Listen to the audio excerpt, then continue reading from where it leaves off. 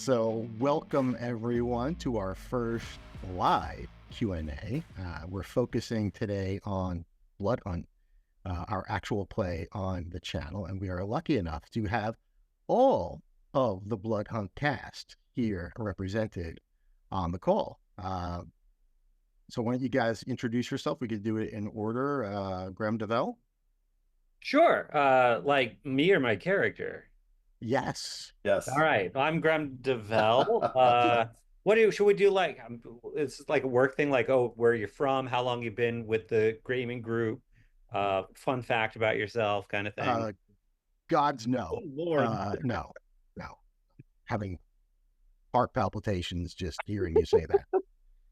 I'm Graham DeVell. I play Alder Ackerman, or AKA the Rose Pastor, who for Marvel multiverse has very similar powers or core powers to Ghost Rider, but they're kind of manifested in a very different way. He is a former charlatan, con artist, church leader. But that church, through not actually his fault, had some scandal associated with it and kind of disapparated. So he's been looking for a way to build back his reputation, and while also trying to discover a little more about. Sorry, there's some noise outside. This the mysterious ring that has given him some Now, very real non-charlatan powers. And in so doing, he seems to have found a way to maybe raise that reputation through this newfound friends. so former charlatan, Yeah, I mean, former church leader, yeah, but still a con artist, or he still has those skills. Still TBD. carries Okay. those skills with him. And I think you forgot to say turned social media content creator. Right. Yes. Using the latest and greatest technology, Facebook is Yeah, preferred outlet of choice. Yes. His followers tend to flock to Facebook, so that's where he ends up. Yeah. That gives you an idea on what demographic it's following. Yeah. Right. All right, Colin, let's go to you. Yeah. Hey, I'm Fish. I play Cullen Bloodstone, the enigmatic and rather salty youngest brother of the Bloodstone clan. So and in this version of the multiverse, the owner of Bloodstone Curios. Okay. Vet. I play Connor O'Khan, who is a reluctant werewolf, the muscle of the group, sometimes unhinged, sometimes a little quick to fire off. Uh, as a human, I have attempted and dabbled frighteningly unsuccessfully in magic to try to control the werewolf and end up actually making both the werewolf and myself stronger in doing so. Um, and recently been encountering the schism between the werewolf personality and my human persona, um, seeing where that's going to be leading. And Jen. And I'm Jen, playing Jacqueline Fallsworth, who is also known as Spitfire because she is super fast. And she hails from the UK, but I don't do the cheesy accent because, Really cheesy. Right. You're no fish. I don't do it either. And she has a very complex past. She's actually already lived well over a normal human lifespan and has no idea how much time she has left. But we'll just see. The vampires have definitely had a long history with her. I mean, they have affected her life since pretty much since she was the little girl. So in many different ways. So she is not a fan of vampires. And yeah, really not a fan of vampires. Yeah, I think we got a question in which we can delve into. Yeah. Let's start. And let's start with the first one. And Van, you got two. So we're gonna start with you. So Robert Vachi, I'm not sure. I apologize, Robert. Wanted to know, he heard the video that we did on the werewolf mechanics and wanted to know kind of how we settled in terms of the statistics, whether we had split stats like the way Emma Frost, which is one character sheet with a couple of stats just split, or do we use two character sheets for the werewolf? And for those who don't know, the alternate form there is something that Demiplane has said they are going to be working on the heels of the work they did for the tech reliance and the magic item reliance, which is really cool. There's a toggle in Demiplane where you can just turn all of those powers on and off. And I think that's the natural sort of starting point for other things that can kind of be turned on or off. Not sure how werewolf is going to play into that, but we'll see. At the very least, it would be great to have. What did we talk about, Van? Was it Berserker turning that on and off, since that has an impact on some of your defensive stats, for example?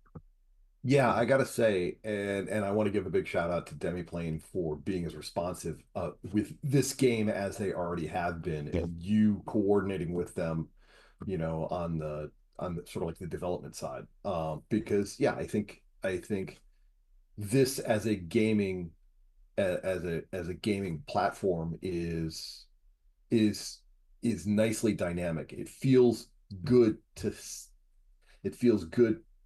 to have a responsive platform, not just in the Marvel rule set, but also in Demiplane as implementing them. It feels like we're not just stuck with this is where it's at right now, and this is just what we have to do. I'm hopeful that, a simple thing like one of the conditions being Berserker, I think that should be fairly quick for them to implement. The fact that they got tech reliance in there as to basically activate stats on a character sheet, I think is really good. And again, you and I knowing on the IT side, once they've done that, it's going to be it's halfway there for vampires, werewolves, other things like Emma Frost. And to answer the question is yes, I use two character sheets. Fuzzy and I worked that out a lot at the beginning of this to try and figure out like how this was going to work out. Yes, we did the original video. I think I look forward to being able to kind of like merge those and have one character that actually can legitimately transform on the character sheet, and make it a little bit more a smoother play transition, a smoother play experience. Although there is one thing that, and I don't think this is an interpretation of the rule, or a weird interpretation of the rule. I think this is just the rule. But the rules say that you gain 5 ability points just like you would if you ranked up. However, it doesn't in any way, in my mind, say or even imply that every time you go and become a werewolf, you have to choose the same ones. Yeah, you and I talked about that before, and we talked about it before, and we kind of kicked around the idea, but it hasn't really manifested, of having essentially a third form. So right now, my character pretty much has a full-on human form, and then has sort of like the human walking on the hind legs, like Werewolf of London, like shape the of a werewolf form, for those who know the White Wolf phases. Okay. And you and I talked about having potentially a full-on wolf form that could have different stats that would be potentially better for, I was thinking speed, but no matter what I do with the stats, speed doesn't freaking change in this game unless I have a superpower. But speed and maybe perception and things like that, so that maybe the full wolf form would be more of a tracker or something like that. But we haven't really done that. We haven't made that happen yet. But I think there's a lot of possibilities here. I mean, and go ahead. Is there any real, like, I mean, I can think of possibly one scenario. Does that even really happen in Marvel? Which is not to say that it can't happen in Marvel, but I don't know of like like most of the werewolf characters in Marvel that I recollect have their human form, and then they have their hybrid form, right? Like Wolfsbane. Wolfsbane, Wolfsbane. exactly. I mean, Definitely takes Wolfsbane kind of different. feels more Galabro in her when she transforms. No, but she can go into a straight wolf. Yes, she That's can. well, she can turn into a full wolf. But Right. then and there was one point during Extinction Agenda where you see her turn into like a massive, like what would be like a Krynos form, Right. if this were White Wolf type of thing. But it's very rare for her to do that sort of thing, right? That was like a someone else mutated her further, I right? So no. There was a further mutation she had. I'm going off memory here, which is never good for me. same. But where she couldn't she transform into like a pack of wolves, like five or Whoa, so I don't wolves? know. And okay, I mean, but Special if scenario. that's Well, what was that, Todd? Oh, I'm sorry. That's a special Yeah. scenario that she did that occasionally. She would more Right. recently she was able to turn into a pack of wolves as Yeah. a thing she was experimenting with. But traditionally, and for a really long time since her creation, as they wrote her, mhm, she could transform into both a full wolf mhm. and a transitional wolf form. So she, under this sort of scenario, we would make three character sheets for her. Yes. She Right. had like a Galabro form and a lupus, right? Yeah. Yeah. Whereas Connor has Krynos and that's it, Yeah. Yeah, full right? werewolf. Hmm. And of course, Rain Sinclair is a mutant and not the same type of werewolf. I mean, she's not a werewolf. She doesn't have the werewolf origin at all. Mm, She's just a mm. mutant. However, enough of the other things are similar where it's at least a cool kind of So there's some comparison. justification to make a Well, separate. also Cat's Eye. Is Cat's Eye technically werewolf either? Cat's No, Eye no, is that definitely mutant as not. well. Yeah, Yeah. yeah. And may not Uh, even be a mutant. Is that do I understand that correctly about her? no, I'm pretty sure Cat's Eye is a mutant. She might not be human. I Uh, think early on in her story, Emma Frost was not sure if she was some sort of human that could go into a cat form or the reverse, like in old school D&D, what used to be called a wolf were instead of a werewolf or a jackal were, where they are right. the animal that can turn into a human. And obviously, in order for them to speak in human form, they have to have some sort of intellect. And that kind of explains why Cat's Eyes um, uh, speaking mannerisms are a little off and weird and maybe a little alien. But that I don't know for sure if that was ever resolved, but fun to think about. And Um, this touches on something else about this game, and I was thinking about this, and I don't want to go off on a big tangent, but I think it might give some color to things to talk for the rest of the session. Is I remember hearing somebody talk about role-playing games in general are sort of resource management games where your character has a certain number of, whether it's spell slots or ability or focus points, that then you spend those Mm, to overcome challenges. right. And I think that that's fair in a gaming situation. But I've been thinking about this as a Marvel as a Marvel sort of like storytelling game. And a lot of Marvel comics are are written with the idea that the characters are encountering experiences they haven't encountered before. They're manifesting powers that they haven't had before. Even the way that we're doing this with, sure, we have the Tony's workshop rules, so we're gaining a little bit each session, and sort of like our characters are evolving. There's an aspect of this that, like, um as a player, as sort of somebody who's like collaboratively storytelling, I look forward to looking at the rules not as the end and be all of what characters can do, but as sort of like the jumping off point, working with you as the narrator, and coming up with, like, okay, where do we go from here? What's coming next? mm-hmm, mm-hmm. Yeah, and that's to me that's a lot of fun, and it doesn't And Van, I bring you up or I bring this point up as evidence of why, you and the rest of the group are good gamers, is a lot of the time you will introduce things like that as things that aren't beneficial to you. So for example, when you go into your werewolf form, you said it doesn't make sense for me to be able to chant spells and use my magic when I'm hulking out here. So that was a restriction you kind of put on yourself from a role-playing perspective. That is just a fun thing to look at the rules and not necessarily do things exactly the way the rules are written, but do something that makes sense for the character, right? And then for me,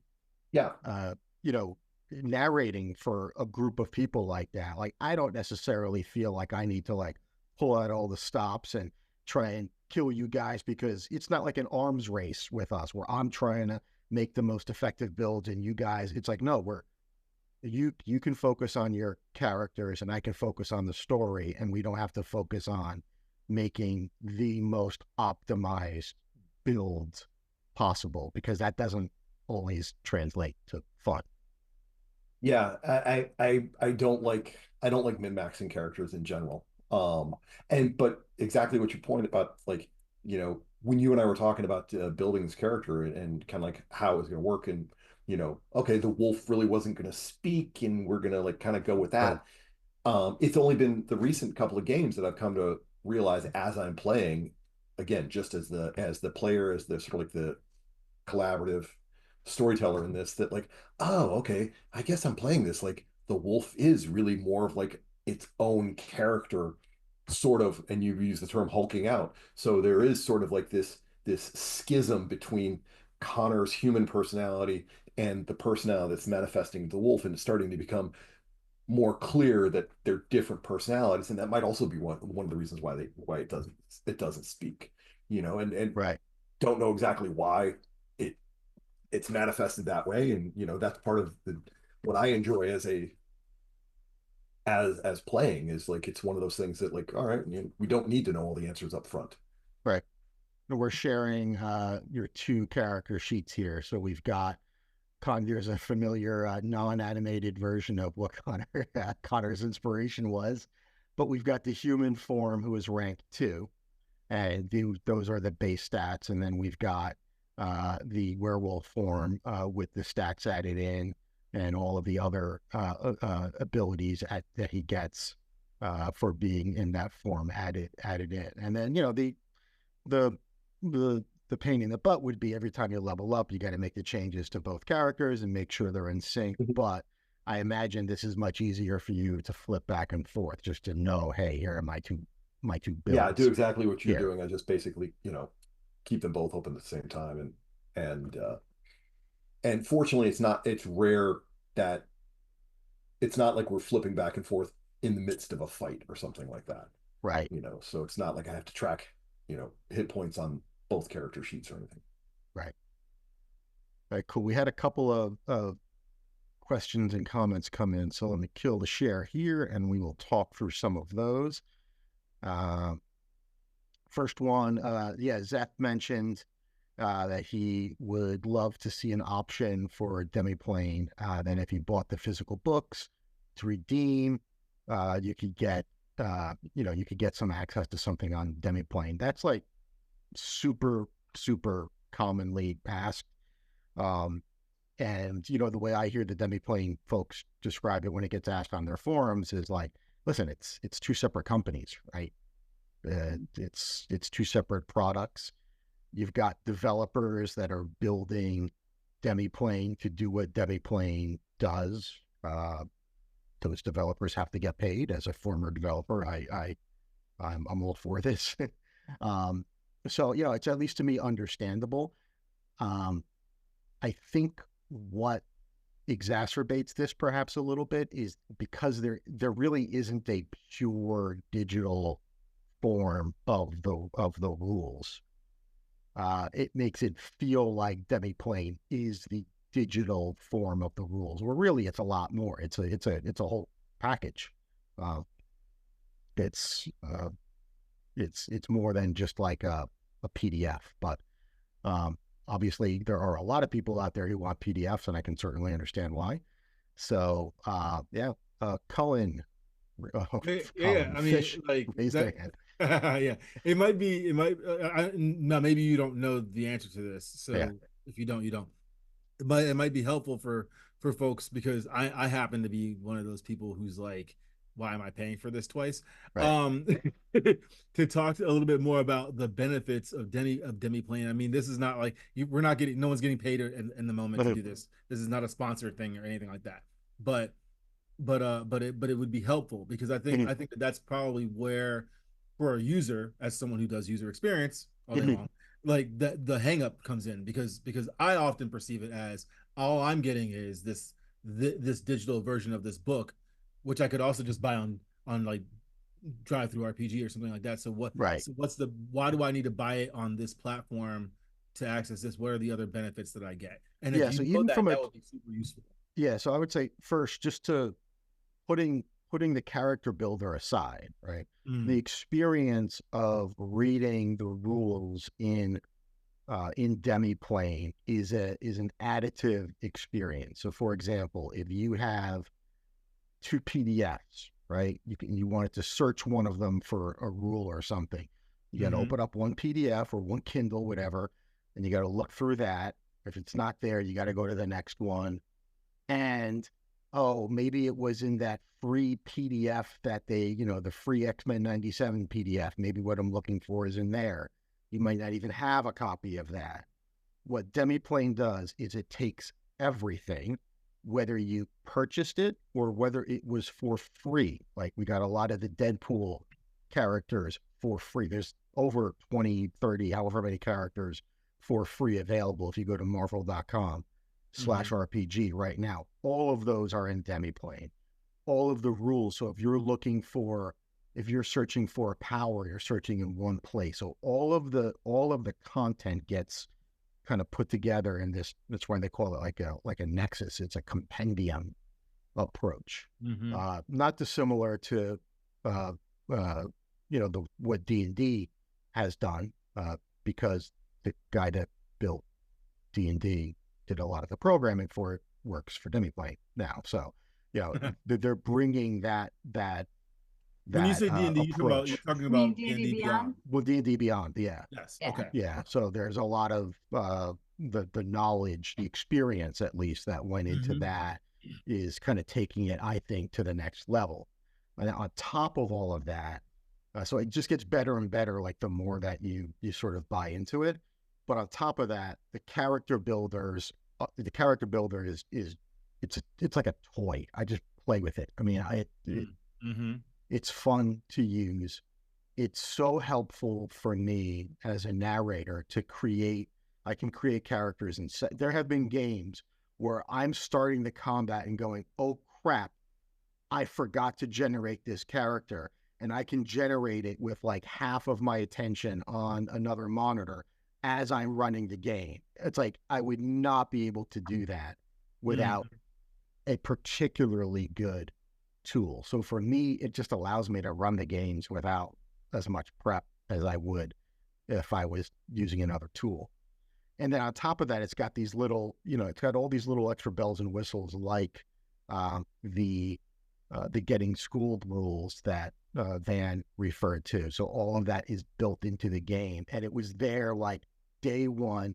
As soon as the X-Men book was out, you've got this way of incrementally ranking up your character built right into the character creator. So they took the time to actually like dissect all those rules, do all the hard heavy lifting for you, and they started in February when it was the alternate rules, just knowing that at some point this was likely to find its way into the book. And even though the rules weren't solid, they started thinking about it, which is like just really impressive. And listen, there are other parts of the company that weren't able to have things available on day one when X-Men came out, but demi-plane did. And that's, to me, that's just, they just know how to run a software company over there. I mean, it's credit to Peter Romanesco, the CEO there, but it's clear they've got a really good product-led development group there. It's nice to see. Anyway, enough about them. Let's look at some of the other questions we've got. This is from BT asking a bigger picture question. So the mechanics as raw, rules as written, have the reputation of this is just in the chat, so I don't have anything. Got it. Not in the share here. So the mechanics as raw have the reputation of being ambiguous, subject to interpretation and mutation, like that word. What is each of your takes on this? Advantage, disadvantage, how so? So let's open this up to either Jen or Graham, and maybe even compare it to the other games you've got experience with. You know, how the rules, how you interpret them. Do you find them ambiguous, subject to interpretation, and if so, do you feel that's an advantage or a disadvantage? I feel like there was some advantage in the flexibility so that you could build out a character that has already been portrayed, having a story arc, already has, you know, things that are associated with her. I mean, there are some limitations. I haven't figured out, you know, like Van referred to the speed, you know, like I can't, according to the game mechanics, go as fast as she would. Like, why is her speed different in combat than outside of? Because they allow you to add speed outside of combat that doesn't exist in combat, which doesn't make sense for a character like Spitfire. Right. So I have felt like a little bit restricted by that, but I think that the flexibility is better in terms of the building a character that has flaws, because every Marvel character has flaws. I mean, that's what makes them good. Yeah, exactly. And I think it does lend to the flavor of characters that you tend to find in the Marvel universe. Mm-hmm. Also, I'll start with disadvantage. Is that like, so my personal preference, I'm in a Pathfinder 2nd edition game with Jen and Fuzzy, and I really like Pathfinder. I love the crunch. That's part of what makes tabletop role playing fun for me. And you know, the rules here being so much more ambiguous and so much more open to interpretation does on one level annoy me a little bit. And just like, I don't, when this game system was first kind of like proffered to me, I was like, I'll give it a shot, but it really doesn't seem like my thing. But I've played in a lot of games now, which I think is a testament to like some of the advantages here. Even though it wouldn't traditionally be like my kind of game system, is that what it does. And I'm kind of leading into another question that you have down here, because I think it's very relevant, is that ambiguity does make me feel a little more free to play, to not min-max, to play a character that's just going to be like role playing. This is going to be really fun for me, and I don't care how powerful they are, because I don't need to figure out how it's going to work in the rules. I just know that like this system is, it's kind of like, at least the way we've been playing it, the way Fuzzy's been narrating it, it's been a little easy. I think it's supposed to be it's easier for the players to succeed, and not as like, oh, are we all gonna make it? But that's freeing. That frees you up to be to focus on the character, to focus on just having more fun with that aspect of the game, as opposed to the rules, right? Yeah, it's funny. So I'm a big fan of Glass Cannon, and in their most recent, they have a podcast they put out once a week where they just talk about the games. And one of the things that we're talking about was how Pathfinder 2E is punishing, and the adventure paths are like, to watch these guys play, it's like every battle they have, it's like people are going down. It's near death, like the stress and the, you know, and Troy, the GM, is just running it as it's written, but it's a punishing game, and it's an unforgiving game if you don't have that optimized build, if you don't make the sort of the correct choices, or if you don't have the right combination of characters, if you don't have a healer that's got X number of healing, of abilities, then you're screwed. This game is not like that. And I think in this game where the tension comes, and I've used this example before, it's not necessarily in whether or not your characters are going to die. It's whether the stuff around the world around you is going to fall apart. You're a superhero. You are special in this world. The 99% of the people around you aren't. So yeah, you kill those vampires, but did you kill them quickly enough? Because they're outside murdering people right now. So that's the tension. And there's a scene, I think I'm pretty sure I've used this example before on a video, but this was great part of a Wolverine comic where it's Logan, it's Laura Kinney, and it's Gabby, all three of them together. They just got done off of an adventure. They're in Laura Kinney's apartment, and they have Jonathan the Wolverine with them too. And as luck would have it, a couple of like robbers, I mean, black ski masks, like the only, not even like cat burglars. They're just like robbers going through the window. And then like the three of them are standing there just like laughing. It's like, you chose this apartment to rob, and they're dying laughing. And like the two robbers like freaking out a little bit. Gun goes off, right? Absolutely no threat to those three Wolverines, or one Wolverine and two clones, but it hits Jonathan. And Jonathan, being a regular Wolverine, doesn't have a healing factor. And all of a sudden, there's tension now. It's like, oh crap. So, obviously, snick, everyone gets pissed off. But now you have this, oh, we took this lightly, and an innocent animal, in this case, got hurt. And then it became, all right, we got to get this animal to a hospital. And so that's where the tension kicks in. So I think this game is really good at that kind of storytelling. Yeah, I'll add, as someone who plays a lot of White Wolf and Onyx Path, and modern day Onyx Path is sometimes it's so complicated. It's like there's so much to learn and remember. And I think that one of the things that's beautiful about this system is it's kind of simple. Right? It's pretty straightforward. Like there's like the basic mechanics are there, and it's not overwhelming to figure it out. I found it very easy to make a character that existed within the world. I mean, like you might need a little bit more thought if you're making an original character, but for the most part, like I just think that they did a really good job of producing that very first book, like in a way that allowed you to make a functional game and running with it. And yes, it might be ambiguous, but they designed it so they could, because they were anticipating getting feedback from the community. That's a good point. Right. And right.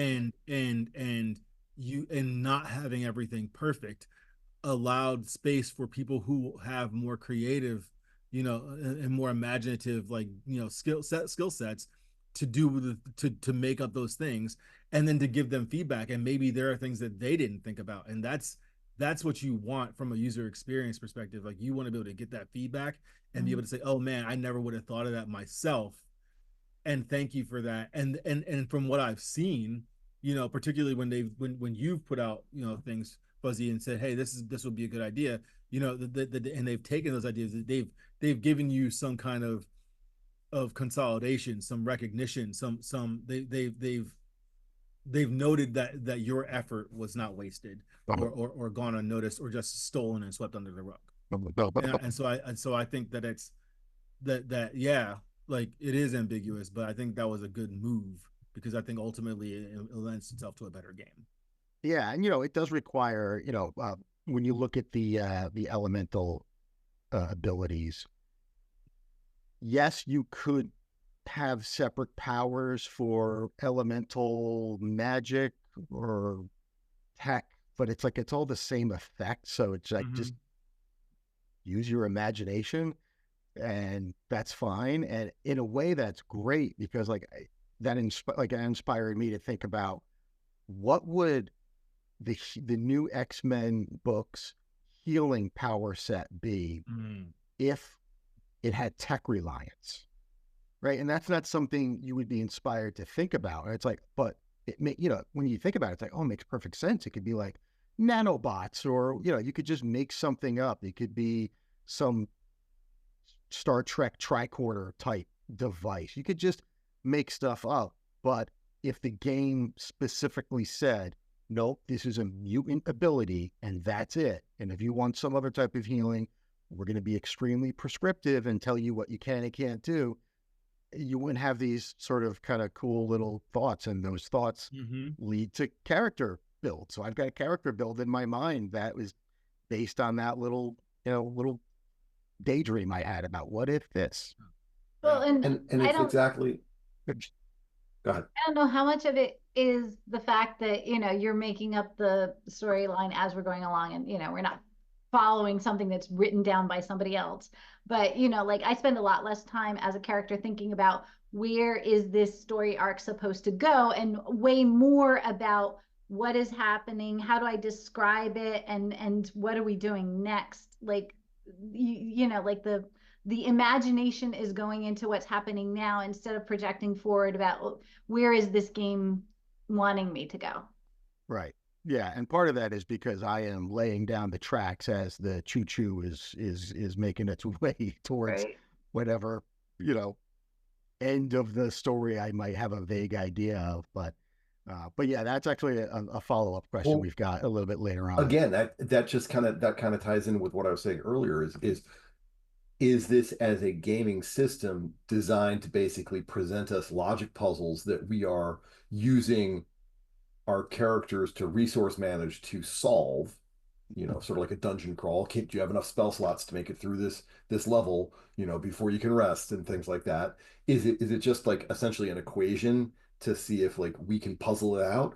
Or is it legitimately like, oh, this is you are in control of a character. What is your character doing? Forget about the game mechanics. The game mechanics are relatively simple, like you said, elemental power sets, regardless of whether it's ice or fire or whatever, is pretty much the same thing. So you can focus on let your character have it and let your character, express themselves. And the powers, yeah, when we need to roll dice and we need to have the randomness enter into the gaming system to make it a game. We can do that, but that's not the biggest component of it. The storytelling, again, I say collaborative storytelling is really, I think, the main focus of this, which again is, I think, the main focus of the comic book medium. So yeah, agreed. All right, let's hop on to our next question. Let me share my screen. And this one comes from Chris. This is a follow-up question he had for Fish. And Chris is from Norway, by the way, so we got some international representation here. Very nice. So Fish, when is and this is an interestingly timed question. We'll have to avoid some spoilers here. But and also I love, I don't know, I hope this was a pun, but hopefully you all face a grave enough threat to do so. Particularly apropos for what happened during our last game. So I haven't even thought about editing that one yet. So that's going to be maybe a month before that one comes out. But anything you want to say about that, Fish, that's not too spoilery? I would say it's exactly what Chris wrote. As soon as the situation in Cullen's mind becomes grave enough for that to occur, it will occur. And So I won't say anything more than that, except for please keep watching. Yeah. But I think what we can talk about is, kind of because the what is it, Glartrox? Oh, he's Glartrox, yeah. Glartrox, right? A at the Yes. beginning, O at the end. Yes. Right. So the Glartrox isn't in the book, and it's not even like, I mean, it's just it's a whole different thing. This is one of those interesting things where they left, where like they had to pick and choose what they were going to like go into detail about and not go into detail about, because because interestingly enough, Cullen gets like, and Cullen is effectively a C-list character, right? Like he's popped in and out of a variety of books over the years, over the last decade-ish, right? Something like that. But when you look up the monster origin, it flatly mentions Cullen Bloodstone. So he gets these little adjunct mentions throughout the book, right? At moments.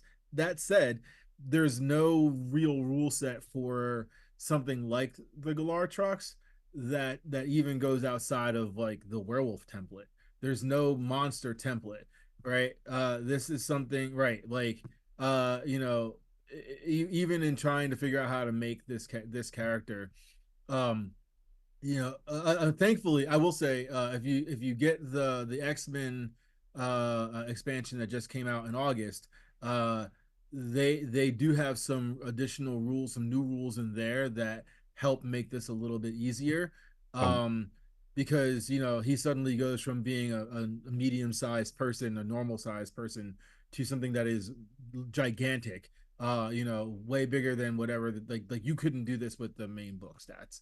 You'd have to it'd be weird. I think the character design would be a little bit off. So that said, yeah, I mean, you will see him. You will see the Galartrox eventually. It's going to be really interesting, but we're definitely, we're working hard to design the character appropriately so that when it does come into play, it's as impactful as it can be. Yeah, and now the interesting thing about this is, unlike, say, a werewolf or even the Hulk or a vampire, in the comics, Cullen loses control. Cullen cannot control, at least early on, let's say. Yes. He does not have control of the Glartrox. So that's an extra component that is that play that we've got to figure out, well, how is that going to work in a game? We'll be tackling that very, very soon. So, yeah. Good question, Chris. Yes, stay tuned for that one. All right. Next question. We've got Brennan. And for those who don't know, and you should, Brennan is one of the many talented profile creators that we've got. One of the first, kind of big three that started putting out content way before I was doing anything. So in a way, a lot of these guys were inspirations to me. So if you go to fuzzyonthedetails.com and you click on profiles, you're going to see a few people in there. We got BT stuff in here in chat. We've got Billy, who sent some questions in. We've got Todd, who's in chat. We got Brennan, whose questions we're going over right now. And then there is an amazing resource that Brooke put together, Brooke Meyer, where you can sort through all of this stuff, and so you don't have to click on every link, and because we're all separate repositories. If you have a character in mind that you're wondering, hey, does somebody have a build out there for that? You just click on here, and they're all ranked. You can sort, and you can find what you're looking for. Even got the published builds in here as well. So great resource. And again, Brennan's stuff is right here. This goes to his ultimatefantasticworlds.com site. Ton of great stuff on there. So thank you, Brennan, for the question. And I clicked out of the wrong tab. Qualifies as questions, right? There was more than one. There was definitely more than one in there. Here we go. All right. So, and I think we started touching on this just a little bit.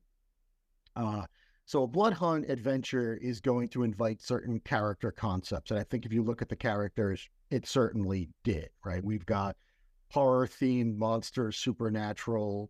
Yeah, we got ex-vampires, current werewolves, people with monsters and, a Jekyll and Hyde type, and a Ghost Rider wrapped up in a cheap suit. So most of the PCs are less, super heroic, right? Yeah, no capes, no, symbols on our chests, anything like that. How did the players go about molding the characters to fit the premise? Did the adventure change at all to accommodate their characters? And to what extent are the powers and abilities of both the players and the enemy NPCs a consideration?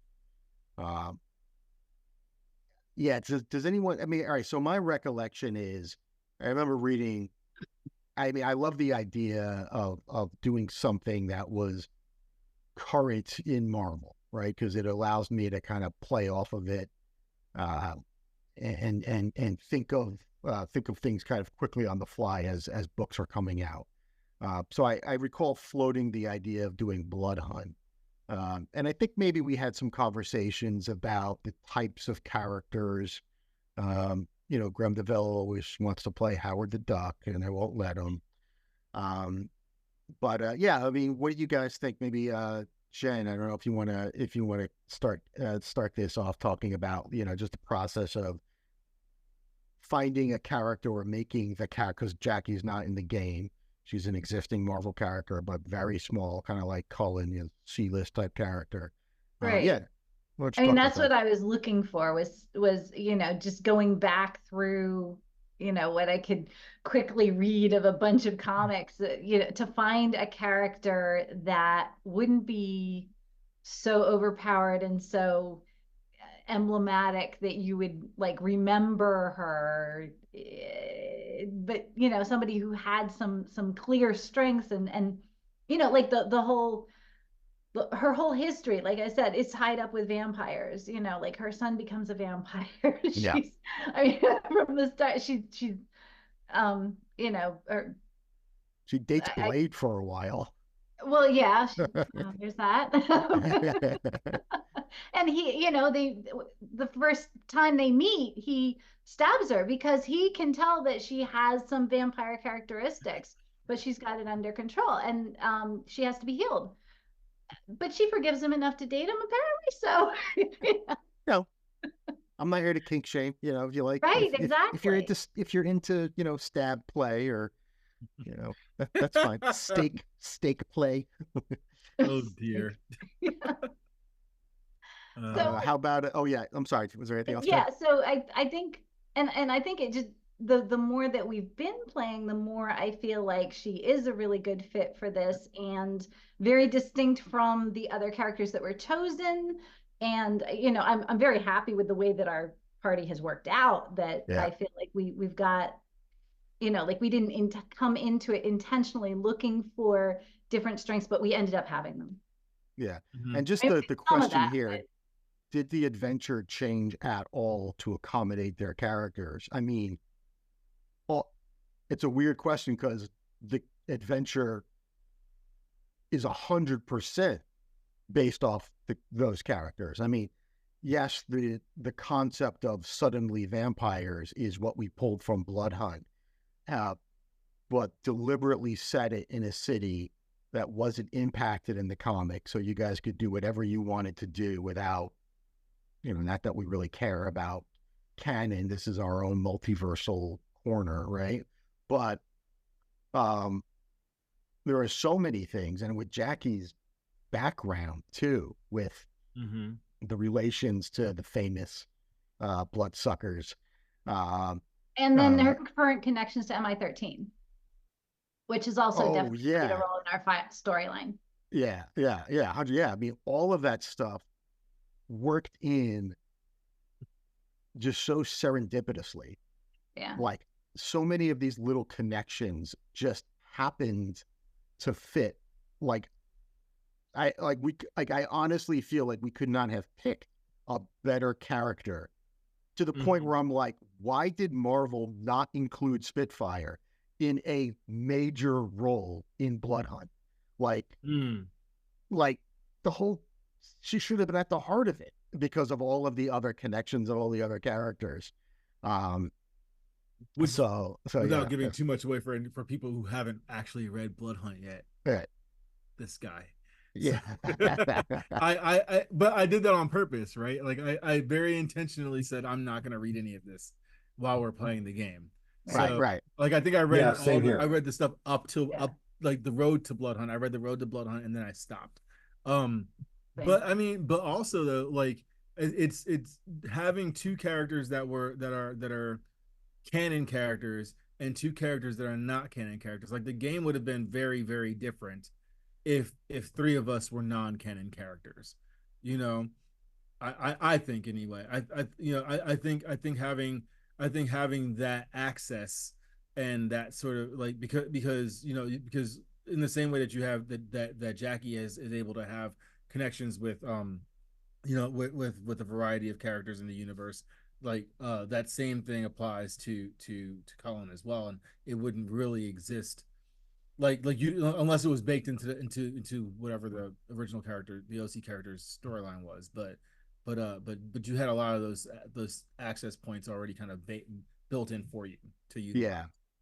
Yeah, and I'll say that where I had just a ton of fun is and I think, I even posted this on I think I might have put it on Facebook, but with like Cullen's connection obviously with his family, being able to like come up with fake little text messages that his sister is sending him was just so much fun for me to like envision what that would be like. And here's a little selfie of me and Dagger, and obviously that came right out of the Bloodhound comic, but that's a way of like, for me, it's a way of just kind of setting the background, right?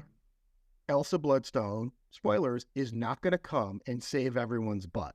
She's over there doing her own thing. She's in New York City, and New York City, because it's Marvel, is always getting the worst of everything, whether it's in the movies, in the comics, or whatever. All the heroes are there, all the bad guys are there. That's always ground zero for everything. So Elsa's got her hands full, but at least knowing she's out there and that there's this connection, and that you could rely on her, and it's a way for me to deliver plot information, not even plot, threads for you to pull on. I mean, I've said, like, if Jen, if Spitfire thought at the end of game 1 or game 2 that, oh crap, we need to go to England now, that's where we'd be. Like, I mean, because I didn't have hard plans for what was going to happen where, fleshed out to the point where I'm like, I'm not gonna, I'm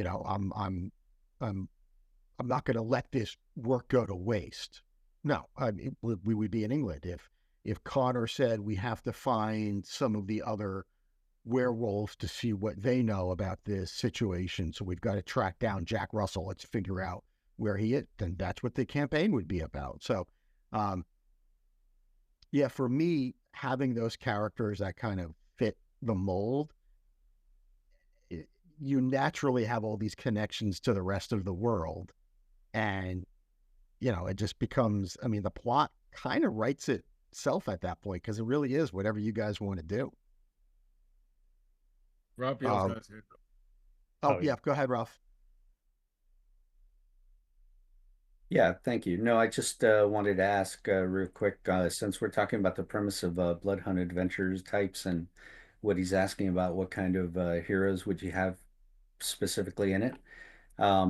Actually, when you were starting to do your Blood Hunt Adventures and stuff, and I saw they were coming up, you actually gave me an idea on a story that I wanted to do, which I actually wrote something up on it and have the adventure, and I actually play tested it this past weekend with my table that includes my wife and friends, and it went pretty well.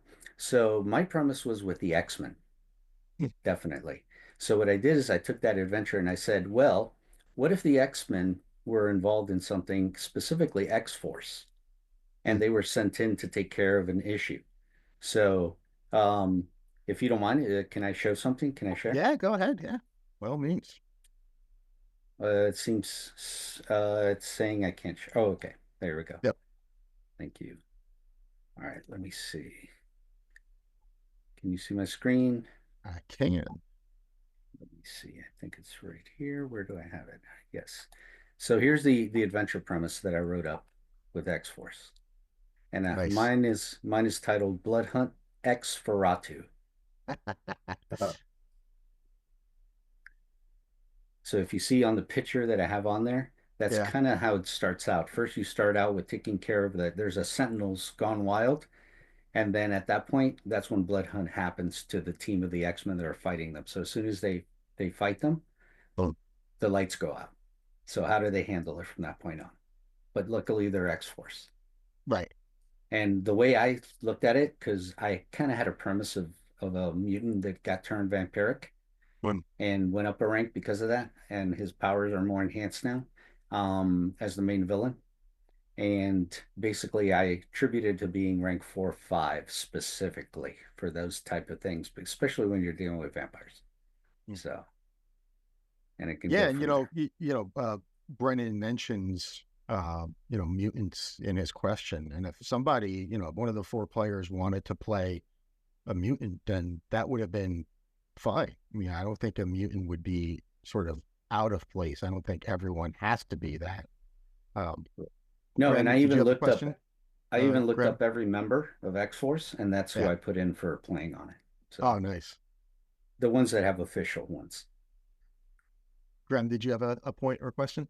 Yeah, I just wanted I felt the with the question posed, I wanted to call out that like there was zero thought put into for me for the Rose Pastor. The Rose Pastor was a character that I made like when when MMRPG first came out. I was like, cool, and I made the Rose Pastor as like the very first thing I did before Blood Hunt, before anything. Um, because I'm a little less I know I'm more into Marvel than like your average person on the street, but like way less than a lot of the other folks that are Yeah. playing in the campaign. And so I didn't want to like, oh, play just some character that like in the Marvel universe. And then, it was kind of offered like, this game works really well with like as playing a superhero, someone that's already in. So like we played a bunch of one shots where I was like, okay, I'm gonna be Polaris, I'm gonna be whoever, Kitty Pryde, and then Fuzzy offered this campaign, and I didn't know, I didn't had no knowledge about it. I didn't know it was about vampires. I didn't know anything, but it was like, oh, can I play the Rose Pastor in this one? And it just kind of worked for me. Maybe Fuzzy thought like, oh, this would be a good campaign for that particular character. But for me, I was just like a happy accident that uh, the Rose Pastor kind of does lend himself to this flavor and this party Oh, I mean, pretty well. but especially from the personality. I mean, obviously from a powers standpoint, Yeah, and maybe right. that's, I can touch on that with, did the adventure change at all? To what extent were the powers, or even of the enemy NPCs, a consideration? One thing I did in a game that's been out was, the Rose Pastor established himself as a very effective, like, first round combatant with combat trickery as a reaction, and then using pen and stare. Yeah. And he would just put the big bad down, just stunned, and then everyone else could just have their way.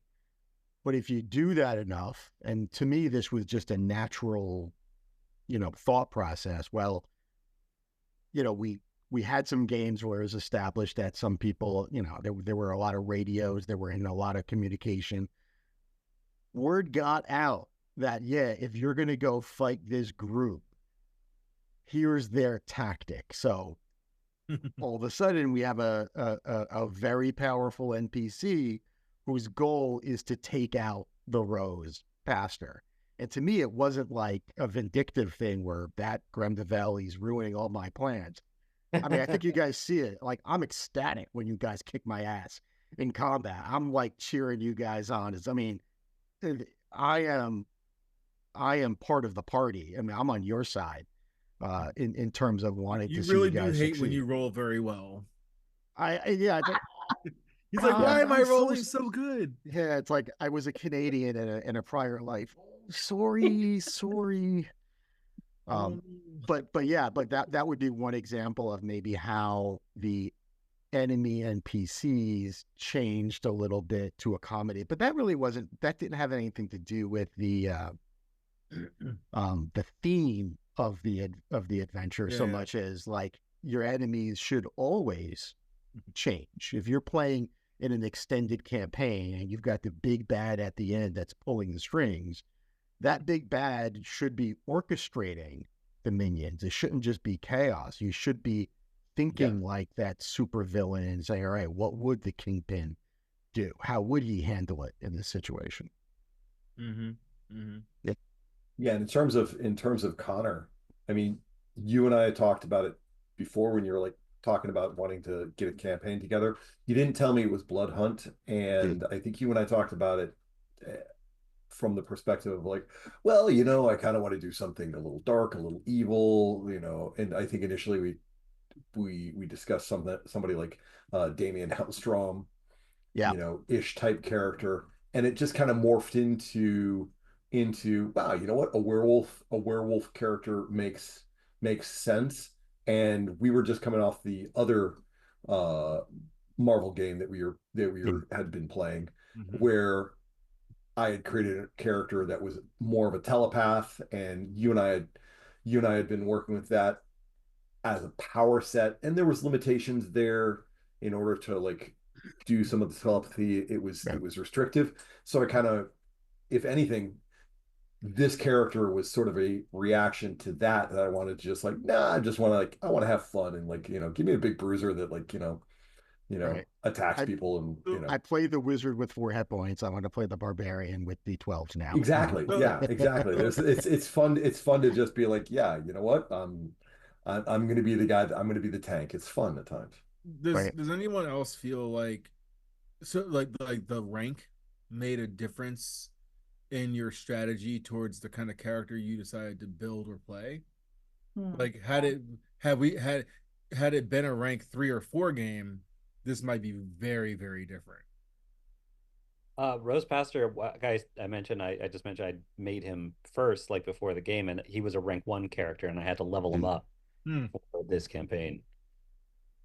Yeah.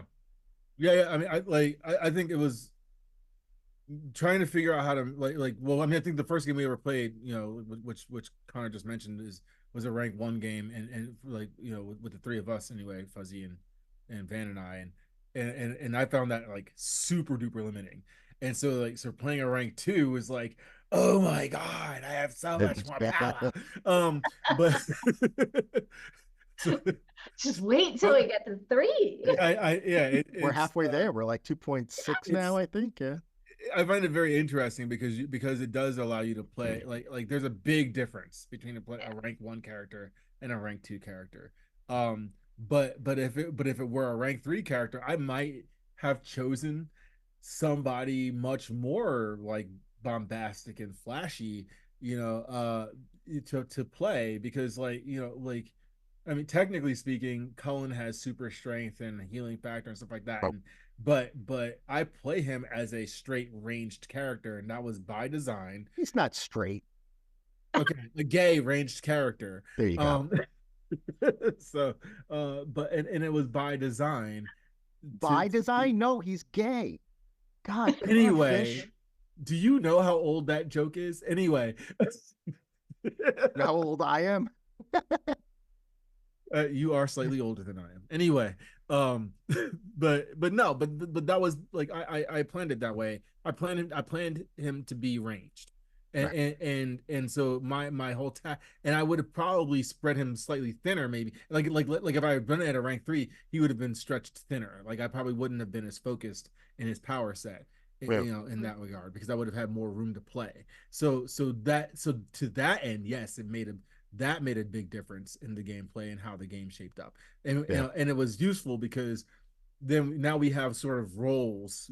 We have our little like like Connor's a tank, and the Rose Passer is a support, and and we've got a striker and we've got a range combatant. So we've got these like little roles, Yeah, and that's then of right. course, Yeah, we got and the then Overwatch covered. and then we right. get We kind of do, yeah. Tangerine, and then we get Tangerine, who's like my favorite character now, because Yeah, I that orange afro is I am living for it every day. yeah. And I for those want an listening orange to this, afro that has lightning in it.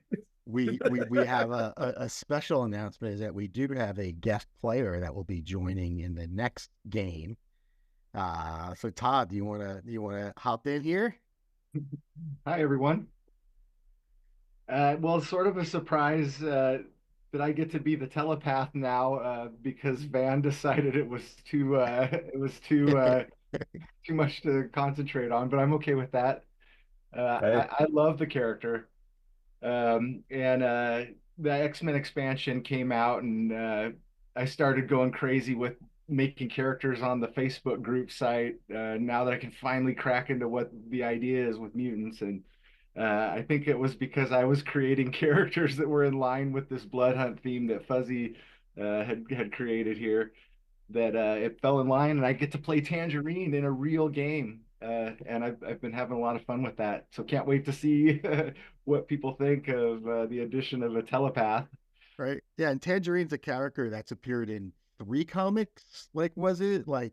She's a trip. Yeah, So she's just made her first appearance in 616 recently. right, Well, it was yeah, I think it was 2015 in a similar vampire event where she fought with Spitfire in MI13 against Dracula. Like, And she hadn't been in any of the 616 stuff, but she appeared in Excalibur as a variant, a multiversal variant. right, and that was part of a Days of Future Past type future Hmm. that she was in. So a lot of people are dead, but Tangerine is part of this resistance with some other well-known characters. But yeah, it's just it's just another one of those things where Todd's got this character, uh, and Todd's coming up with all of these other Boston, Massachusetts Academy themed characters like the Ex-Hellions, and we're set in Boston. And in the back of my mind, I'm thinking, well, that's why Cat's Eye is here, because after Krakoa, ended, that's where she would have gone. But Emma's not there. Emma's tormenting Kitty Pryde now in, the last 2 episodes or issues of I think that's the Exceptional X-Men comic that just started coming out. So I think there's only two or 3 issues out. So yeah, so for me, naturally, like the question was, well, what are all of these other young mutants that were being tutored by Emma, and Emma just effed off and went west, and now what's going on with the building? What's going on with these people? Cuckoos are running the show. No, they're not there. Oh, So I have this uh, huge idea of what they're doing, and there's so much they could do with their background, especially with all the training from Emma Frost. Right. The X people weren't the only ones that had the ability to resist. right, Emma Frost probably gave them at least uncanny two, I would yeah, say, from her initial training. But those X Hellions, there's so much potential there. Obviously, they're Chris Claremont characters, yeah, and he puts so much into just small appearance characters that leave fans like me just like, my imagination goes crazy When you at say X characters. Hellions, you're talking about like Empath and oh, those yeah, guys. Tarot, Roulette, Empath, so everybody thinks that there's the guy named Hellion, and that's like Yes. 2000. Yeah, there they are, Fuzzy. That's Roulette there, Yeah, Tarot Tarot. and like Roulette right here. the team that was originally like the core antagonists to the New Yeah, Mutants, right? Like, So they weren't supposed to be superheroes, the New Mutants. They were students, right? So right. these antagonists were more like just supposed to be friendly rivals, but they gave us a reason to hate him a little bit. I mean, I really hated Empath, and I Oh, love. I still ate He's a Empath. jerk. He's awful. The And worst. I Yeah, just they I were want those basically girls. they were basically the nasty prep school. Yeah, Yes. yeah, like Mean Girls. Well, yeah, and then so I think about that, and there was one scene in a Krakoa issue, one of the X issues, where the Hellions were shown in a flashback, and we're at the Massachusetts Academy, and there's other mutants flying through the air and practicing their powers in that horrible pink and purple striped suit that they're wearing, which just again made my imagination go, what would it be like to go to school there? As opposed to what we've seen a lot of at the Xavier Institute, a really wholesome environment. Whereas that Hellfire Academy, she was sort of raising them to be society people and socialites and that sort of thing, some business acumen. I've got a lot of ideas of where they can move forward with that as well. Just with the mutants that they have there and their particular ability sets and their training from Emma Frost, there's this huge array of things that they can do. yeah. Sounds And like Todd, we've got an upcoming question where I think we could definitely talk about that a little bit more. We got one from BT in the chat. How does ranking up versus plug and play at whatever rank vary for each of you? Do you have a preference one over the other? I love the getting school rules. I think it's so much fun. We've talked about how can we bring this into Pathfinder. So it's like after every game, you get a little step towards the next level. I think it's great. And what I love about it as a narrator is I see the players making choices about what they take based on what just happened. So, oh crap, I had this bad experience. I definitely need more vigilance. Or, oh, the campaign, I'm making a lot of this type of check in the campaign. I better raise that. So it allows you to be reactive to your environment, which just makes the characters feel obviously more real. I think Fish kind of alluded to this a little just a bit ago, but like I feel like getting school rules really puts into view how much daylight there is between rank 2 and rank 3, right? Great Because we've only like gotten a handful of new like traits and ability powers, but even that small handful, like every time we get something else, it's really powerful. Every ability point that you get is powerful, and every power like can really change the whole battle. And you're not sacrificing anything else to get that. You just get this new thing. And so like I can't imagine going like ranking like playing as rank 2 and then immediately the next day going to rank 3, because it would be a profoundly different character and experience. So this is really interesting. And of course it does still have that like, oh, I'm leveling up feel of like other RPGs that's really attractive. Yeah, probably the only way I would want to do a full rank up would be the X-Men book talks about secondary mutations. So for example, when let's take a look at the X-Men 97 cartoon where that's the first time Emma Frost manifests her diamond skin. She's buried underground. That's a rank up because there's a whole set of stuff that comes with that. I could see playing that as a full rank up, an actual secondary mutation where your body just changes. But yeah, just from growing naturally, that would be a bit of a shock. But the impact is the key, right? And there like that happened because of something so cataclysmically impactful that there was no other choice for her but for her to level up in order to survive. Right. And so and I think like if you were able to craft a moment like that in a game, it would be 100% worth it to just immediately rank up an entire rank. But it would have to like the draw, like that's a long game, like to figure out how to tell that story in such a way that the impact is so profound and so cataclysmic and so earth shattering that it warranted that. You know, but you know, and I think, yeah, to me, starting at rank 2 is like chef's kiss for like a beginning level campaign, and because rank 1 was not doing it for me at all, Hey, but rank 2 is like, okay, I feel this, and then the incremental getting school format, you know, Tony's playground format has been very I like it, exactly what Grim DeVille said. yeah. All right, cool. Let's move on to the next question because we've got a few more to get through. And this comes from one of the great Discord names of all time. Johnny Buttrock asks, how do you as a narrator approach crafting original stories and or settings? Can you talk a little bit about your process? And I'll you answer know, this one, Fuzzy. No, yeah, I'm just please kidding. do.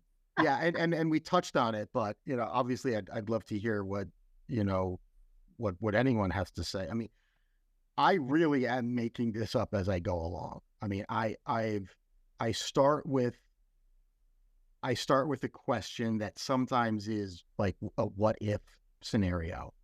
Um, for you know, so I wrote an adventure based on, well, what's gonna happen at the end of X-Men 97? We've got a year and a half now, it's gonna be like 2 years before we get the next season. I'm loving this world.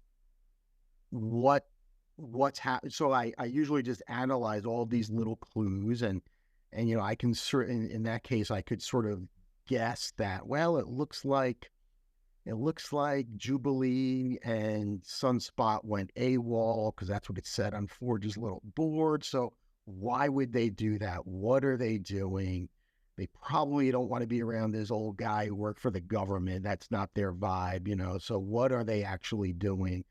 What would spark them to do that? You know, so I just start thinking about these questions. And for Bloodhunt, it was, you know, this is happening all over the world. And we get little glimpses in certain comic books, like in the Wolverine comic, he's hanging out in a bar in Las Vegas, and then suddenly vampires. We've got, you know, the two Ghost Riders are, you know, something's happening with them, and then suddenly vampires. So to me, it was like, all right, well, let's figure out a way to get a group of unknowns together, people that don't know each other together, and then kind of have a little bit of a zombie outbreak vibe where they're all in the house, like the classic zombie stories. And then that was it. And then as soon as I set the premise up, it was, I know who's running it, and I have a sense of the types of characters that did not appear in Bloodhunt that would be fun for me to include as enemies. And maybe, you know, I wanted to, like, the Aqueos at the end of episode 3, you know, that Atlantean vampire came from one of the Wolverine, you know, the inspiration came from one of the Wolverine Blood Hunt comics where he fought some of those. I'm like, oh, cool, I got to throw one of these in there. But other than that, you know, I have an idea of who's pulling the strings and what's going on and what their goals are, and I'm just letting it play out naturally and following the character's lead. So for me, it really is setting up the basic premise for game one and then handing it over to the players and seeing what they do, and then not really plan the next game out too thoroughly until after the first game ended. So having 2 weeks between games is really helpful. I don't think I could do that just on a weekly basis. There wouldn't be enough time for things to just marinate in my head, because a lot of times it does take just stuff bubbling in the back of my brain for like at least a week or two before I get ideas that make their way into the game. So yeah, maybe, you know, what do you guys think in terms of, have you felt like you know, whether it was a railroad or, you know, were you aware of the plot lines, or, you know, what's been your perspective either from your character's perspective, or you as players?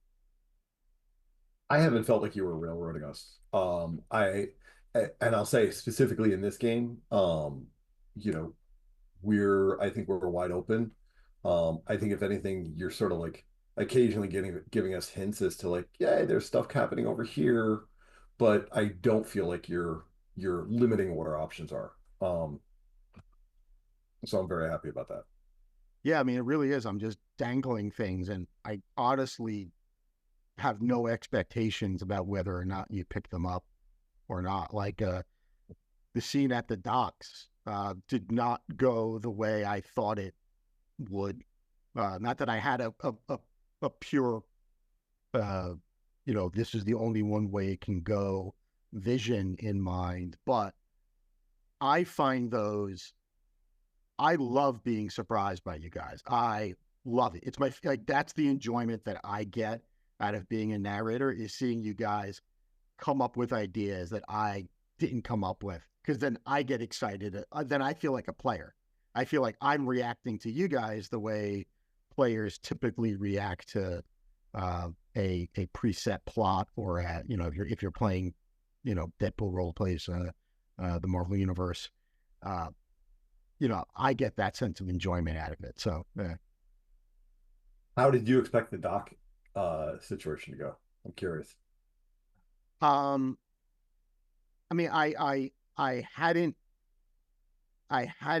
thought about the sort of launching things into the ship.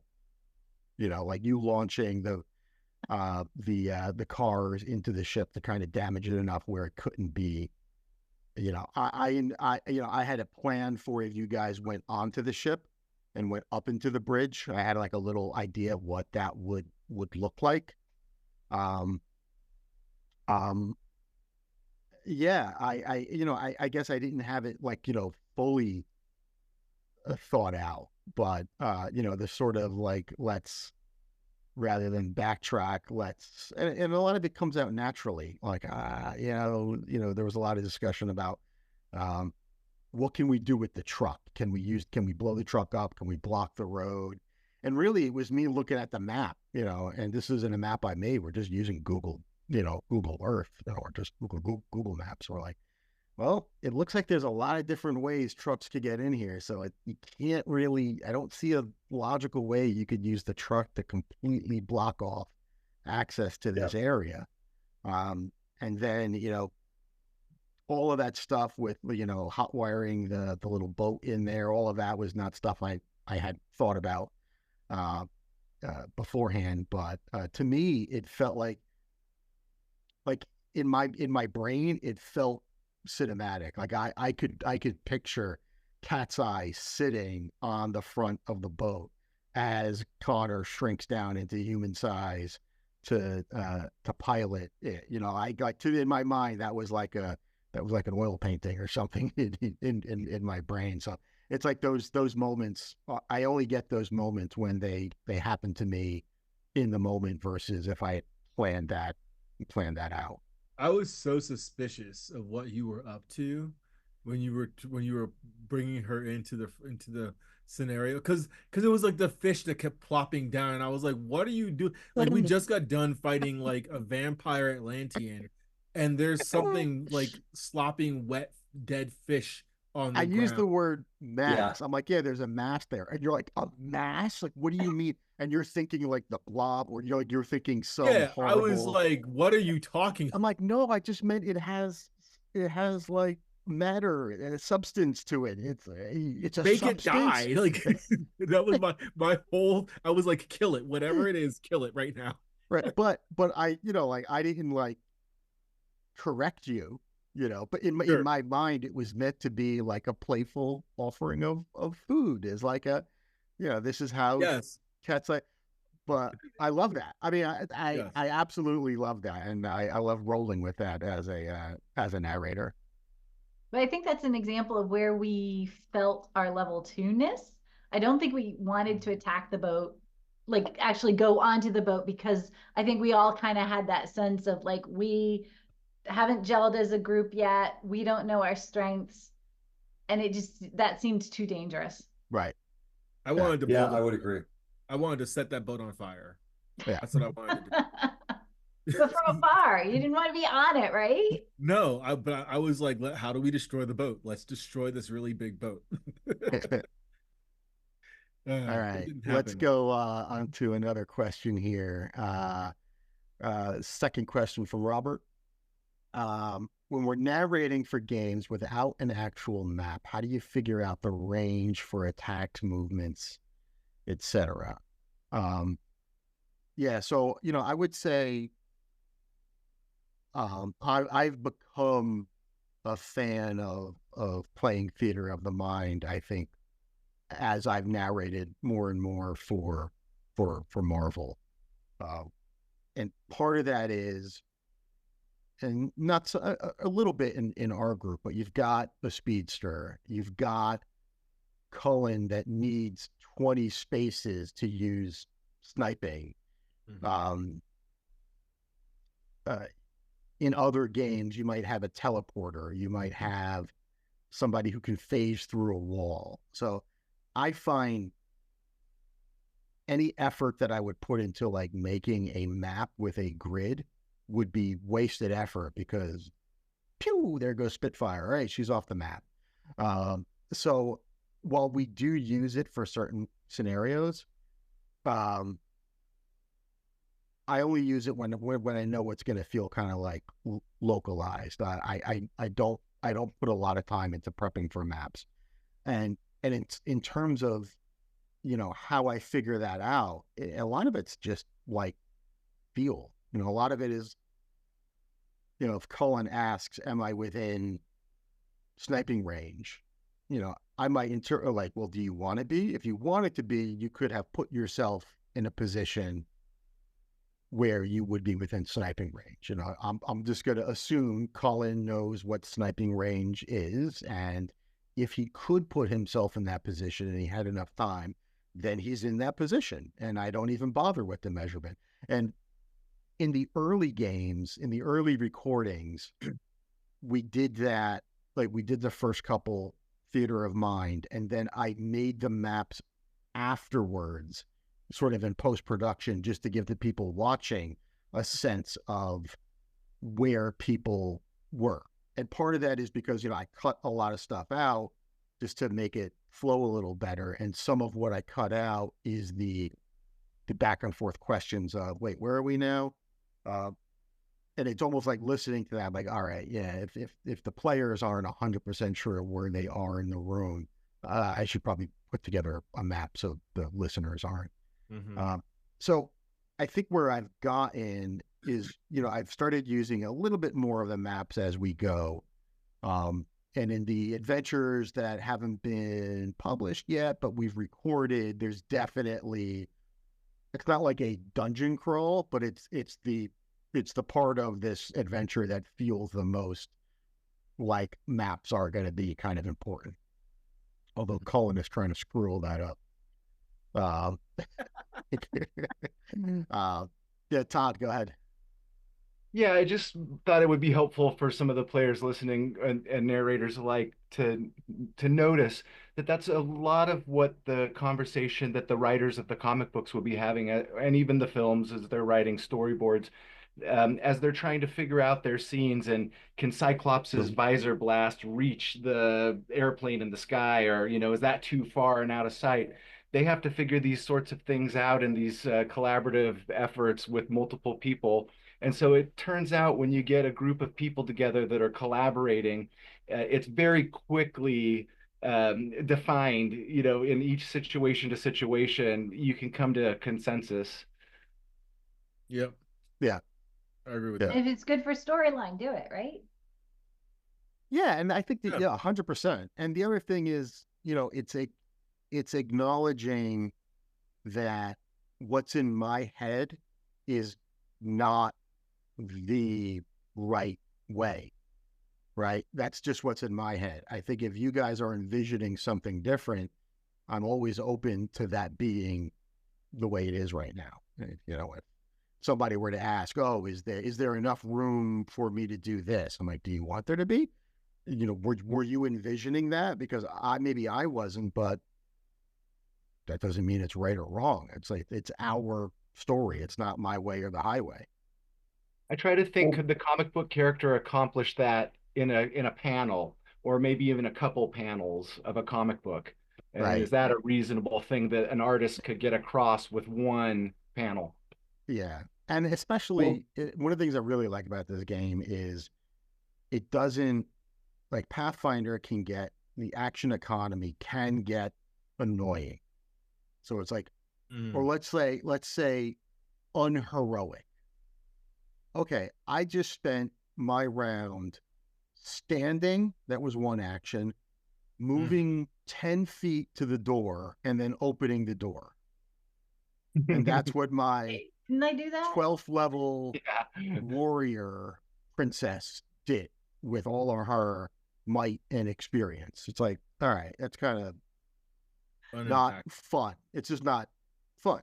It might be. Well, that also goes back to what I was saying earlier about like there's role-playing games that are all about resource management, what you can do, right. And then there's this game which is more about collaborative storytelling and what the characters can do. And to your point, even about like Cyclops's, blast, there is a mechanic for that. But we all know, we've seen in various comics. I remember there's that one classic scene where like, you know, Cyclops basically opens up his visor full blast and like lays out an entire swath of forest and just like flattens all the trees. And Wolverine standing next to him, he's like, every once in a while I remember why you're in charge. Yeah.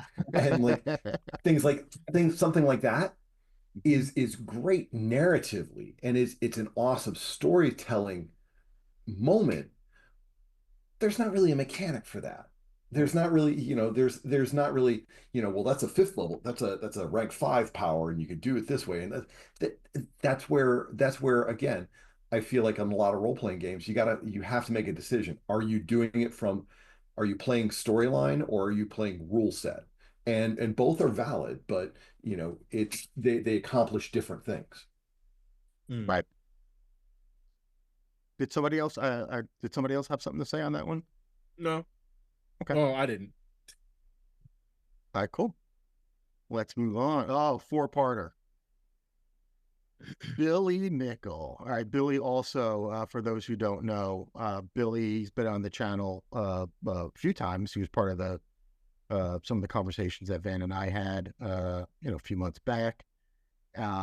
Also, he's the guy that hosts a lot of the builds. When you go to my site and you click on profiles, like most of the things you click on, except for Brennan's and Brooks, are him, putting a lot of those PDFs into into these repositories, and he's just done a ton of work for the community on that point. So, what VTT format do you guys play Blood Hunt on? So Zoom and Evolving.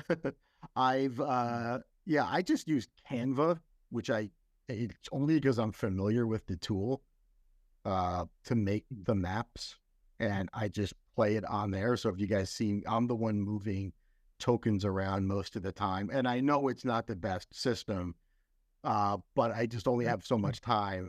I've been experimenting with Owlbear Rodeo because that's a very streamlined VTT. I'm not a fan of Roll20. I am a fan of Foundry, but I don't think, and there are some folks that are doing some really cool things getting the system to work on Foundry, but I'm now of the opinion that I don't think that's the greatest match between specific VTT and rule set.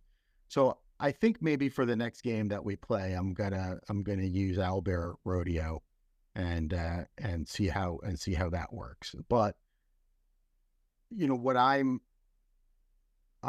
probably not going to want to spend a lot of time on managing things like, let me build all the walls in this room so that the fog of war looks perfect. I'm going to treat it like it's a virtual tabletop. So like, here's the map. I just put it on the physical table in the room that we're all in. You can all see the map. Just, don't, be mature players and don't use meta knowledge to figure out what you're going to do. and that's it. And I think that's fine. To that end, what's the value of Owlbear Rodeo versus Canva in that case, right? Because we're getting it done with Canva. Well, the only thing would be is that you guys could move your icons around rather than me doing it. And yeah, I mean that's it. That's really it. That big a deal as long as they end up where we want them, though. But yeah. I figure we'll try it. I mean, it's not. The good news is it really is just a click and a drag to get the maps in there, so it's not a lot of setup time to do roll in there, but well, and each other's dice rolls, right? Yeah.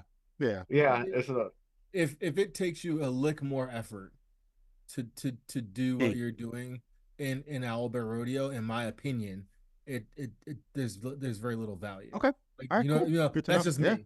Right. Yeah. Like, I mean, like if you're okay moving stuff around, like it's fine if I get to move my own character around. I that's great. But but if it's going to take you an extra hour and a half to make your map or do what you got to do, I don't find value in that personally. Right.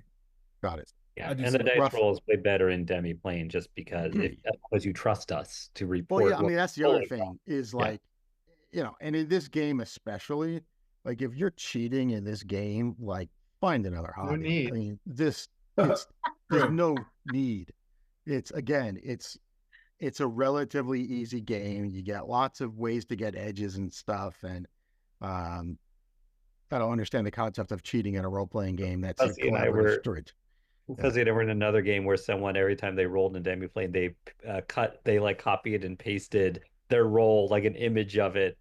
Like, we don't need to see that. We believe you. It's like, here's the proof. This is what I rolled. Yeah.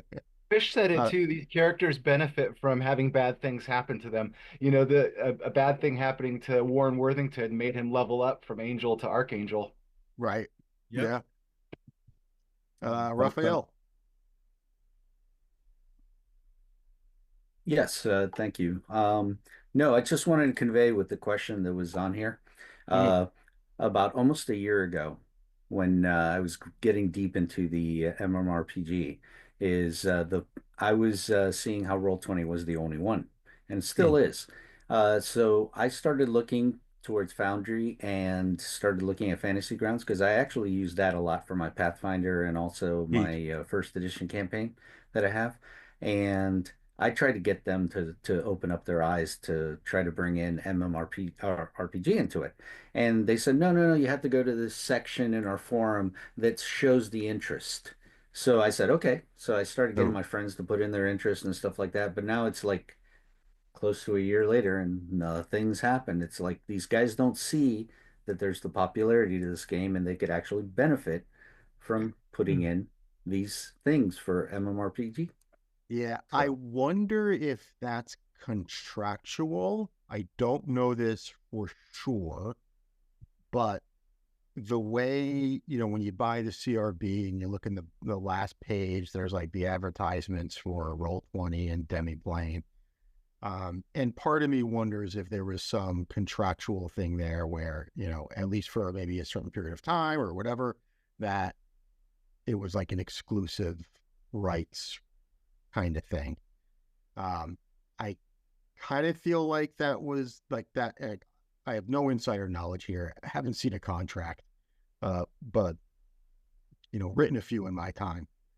Part of me wonders if that's part of the Come On contract. I think it is, where it's an exclusive thing. And the one benefit for Marvel having that kind of exclusivity is it limits the number of people that they talk to, and there's limited time and money and resources to focus on those things. So having sort of one company handle each of those things actually helps a relatively small group of people make this game go. So I can understand it from that perspective, but the other side is competition is good for the consumer, right? When you have choices as a consumer, you're gonna want to see that third party up its game and constantly improve and work to win your business. And that's right now not something we have, but it would be great if we did at some point. But we'll see. All contracts have end dates. So, I mean, we're kind of addressing points 1 and 4 of Billy Mickel's question, right? But I mean, but the ultimate answer, just to kind of wrap that part up about VTTs in general, is that we don't use any VTT currently, right? Right. But the tools that we use are Demiplane and Canva and Theater of the Mind. Right. Yep. So yeah. I mean, so like he asks, how do we see the maps? Like, but we see the maps when you see the maps. yeah. When I'm sharing, when I share my screen, that's when you guys see it. Until recently, I think Fuzzy said this earlier. Like he interposed those earlier maps. The first few games. The game. Yes. We didn't see those, but lately he has been showing us stuff in game. Yeah. Yep. So, yeah. I mean, oh, that did we answer his second and third questions? Yeah. So since they're all the dice, kind of. Yeah. Go ahead, Jen. I think for the third with the right dice rolls, we're all using Demiplane, and I think our most difficult mechanic has been the re-roll, because I think every single one of us has fallen prey to, I hit re-roll and it re-rolled the wrong dice or all my dice when I only wanted one. My one big piece of feedback for Demiplane is make the re-roll clear. Don't keep the highlighted number highlighted when you hit re-roll from last time. Right. And the highlight for me, and maybe I'm old, bad eyes, whatever, but yeah, I don't always see. And then if I peer at the screen, I'm like, oh crap, that was actually highlighted. But even sometimes when I click on it and I know I clicked on like the middle die, it doesn't re-roll the middle die, it re-rolls the entire thing. Yeah. And I'm like, but I did all the steps and I was super careful. So not sure if it's glitchy at some points maybe, or if just it's human error, but I don't know. I think this is the worst thing we have to say about Demiplane so far. I know, right? Yeah. One other thing that's a mechanism that you guys that we've been using that I like a lot, and especially in the last couple of games, is honestly I like the fact that Fuzzy's actually just going to Google Maps and like finding and finding like real satellite pictures and things like that. Like the last location we've been playing at, you were. I don't think the episode's been posted yet. But the last location, you had gone and you had found this location. It had all the criteria that you were looking for, plus it had other criteria that played into the storyline. Didn't you like call people from the company or something? No, I researched them on LinkedIn. Yeah, I went down a rabbit hole with this location that I just came across. That was brilliant stuff. It's like, but see, like, and you can't like, I don't know, there's a stuff like that you'll never get in any all-in-one VTT platform.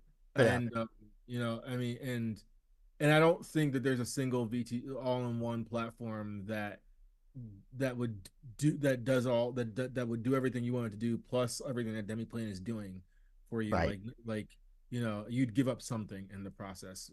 I'd like to mention something else about Demiplane that's great, and it goes to Billy's question number 2. I think we've got a mix of homemade and existing characters that we've used. I think everybody created their character, right, based on the existing character. Spitfire, right? You created yours based on your knowledge.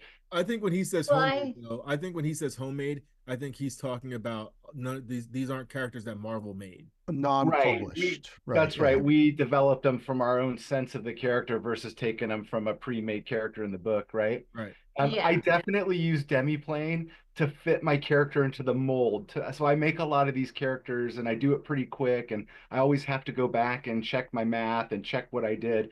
But when I just noticed it on a video with Fuzzy, and I think Melly was and it said that they've got that all figured out for you, so that when you plug that character in, it'll tell you if there's there's a little warning that says, oh wait, you might have misread that and added something where you shouldn't have. And so I definitely took Tangerine from just a rough cast and I put her into the Demiplane mold, and there were a few exclamation points. Yeah, I mean, I remember early on before Demiplane caught on, and I had it, and people were posting builds to, wherever, Facebook, and if it was maybe somebody you hadn't heard of before, what I would do is I would just take their build and plug it into Demiplane, and they instantly know, oh, you forgot the thematic bonus. You should have one more, or you had this other constraint that you forgot about. It's like, yeah, Demiplane just it knows the rules, so you don't have to worry about, am I doing it right? You can just let your creativity fly and see what you come up with. Yeah. And I found some stats for Spitfire, but they were way too high level. So I definitely had to nerf what I found available publicly.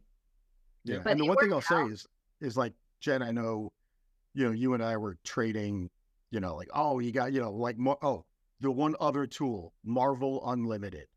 Oh, yeah. Number one tool. Yeah. Good call out. I would say it's for research purposes, but that's not research. That's just a good time. For enjoyment. Yeah. The whole concept of Alder, even like the background and everything, was all inspired from just character creation in Demiplane. Right. Yeah. It is inspiring in that way. Like you really feel like you were building a character. Right. Yeah. Yeah. Demiplane's getting all kinds of free press tonight, man.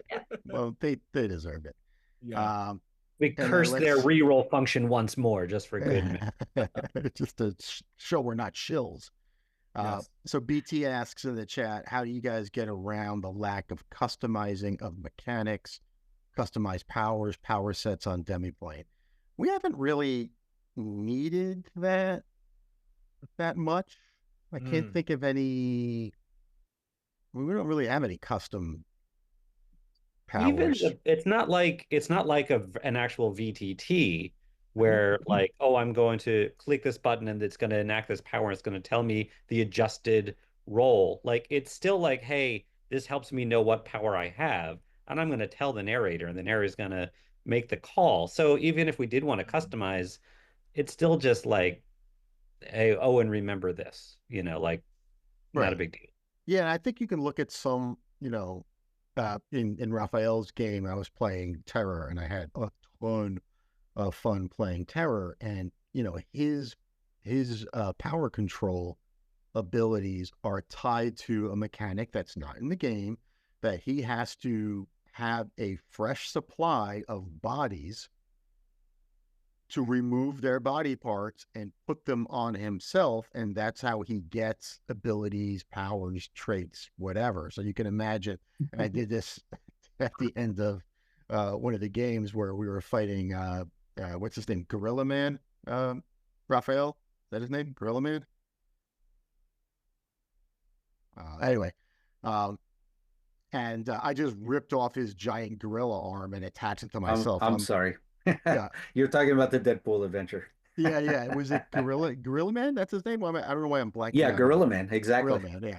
Yeah, I just ripped his arm off, and now I've got, a Mighty 2 or whatever the power was. Or no, I got his ability. I got like a melee 4 instead of a melee 2 from doing that. But, I just have to remember this is a special power I can only use. And then Rafael and I, were talking back and forth because my healing factor was tied to that as well. So it's just a little extra conversation with the narrator. And there was, especially early on, my first time playing the character, I just forgot about something, and Rafael was very good to remind me. So yeah, I would just say for, how do we get around the lack of customizing mechanics? Just talking with your narrator and making sure they're both on the same page. It's just the easy way to do it. All right, let's move on. With that a ton. I struggled with that a ton early on when the game came out, and then I really had to ease into this idea that we're talking less than the old TSR game. We're talking more about what the power does and less what you did to get there. Right. Yeah. All right, and the last question we had from BT. BT giving us the in-person and pre-sent questions. How do we handle friendly fire in games? I think I paraphrased that, BT. So it has come up in games. We had a very pissed off cat's eye take a bullet from Cullen at one point. So I think I keep waiting to get silver bullets. I keep waiting to get hit. Yeah, there was one scenario where it was like almost impossible, but I couldn't, just by the rules, I couldn't get behind you because of where you were standing, so I couldn't use skulk with you. But I wanted to see what would happen. Yeah, I mean, there's a point where depending on, and again, I get hit with a silver bullet.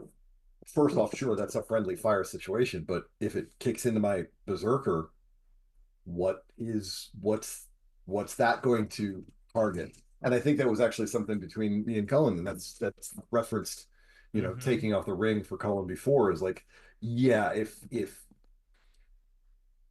I would imagine that if I went from not berserk into berserk with a silver bullet from friendly fire, Oof. I think it's completely reasonable that my wolf is going to realize where it was fired from, and Yeah.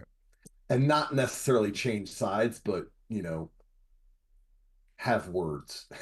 Yeah. That would be great role playing. Like maybe, lose a turn, kind of like keeping the wolf from attacking the person that just caused you harm. Yeah, I mean that would be fun. But yeah, so we've used skulk in game. I don't think we had a situation where the grabbed rules would come into play. So technically, if you're grabbed or grabbing someone, there's a percent, or that percent, there is a chance based on your roll that if you miss, so if Cohen is firing into Connor and a vampire that are grappling, and there's a chance that if he missed the vampire, he could hit Connor. It's not a huge chance, and if Connor's target number is higher, I don't think it would. I don't think it could really happen. But there's a chance for that. And what other the other thing that BT was talking about was, and this hasn't come up either, but there are certain abilities, like ground shaking stomp is one of them, where the way it's written, like it only targets enemies, which is maybe you got to stretch your brain a little bit to figure out how that could work, especially if people are interspersed throughout the battlefield, that the whole, smashes down on the ground and somehow the seismic waves only hit the bad guys. All right. Maybe you just hand wave that and say whatever. I would say, and this hasn't come up yet, but I guess fair warning to you guys. I would say in a situation like that where it might stretch credulity a little bit, I might highlight the impact to environment. So I might say, yeah, you guys, maybe you had something worked out with the teammate. Let's say Connor gets ground shaking stomp or whatever. And he smashes into the ground, and everyone within a radius, gets hit, only the enemies. If there's a support beam, if there's a glass window behind an ally, I probably would, just for the sake of realism, say, yeah, that's going to break, and that's going to have some impact on the people around you. So I wouldn't have it. It's almost like, in D&D, if you cast a fireball in a library, what's going to happen? Well, it's not, I guess there are rules for, setting books on fire, setting things on fire, destroying items and stuff, but not that I would really want to go into those rules. But for the sake of realism, I'm going to say, yeah, setting a fireball off in a library is going to do bad things, even if you don't somehow target a friendly person in there. They could still get burned by the inferno you just started, maybe next round. So I like to keep environment in my mind as much as possible. Yeah, BT, does that answer the question? Wonderfully. And I think the rules are deliberately ambiguous Yeah. for such opportunity. Yeah, and that's a key, I think, to like a fun encounter is paying attention to the environment and trying to describe things. And sometimes, again, you could have these cinematic moments, and not that like this hasn't aired yet, so I won't give too many spoilers, but there was a situation where Connor was in werewolf form on one side of, it was like, let's say bulletproof glass or something like that, and he's got a mighty 3, and it's like, I'm not gonna roll to have him go through that if he wants to. I described that it was there, and that was sort of internally, I'm thinking, was your clue to be like, okay, that's a little weaker than like a regular wall maybe, and there's an enemy on the other side that I can see.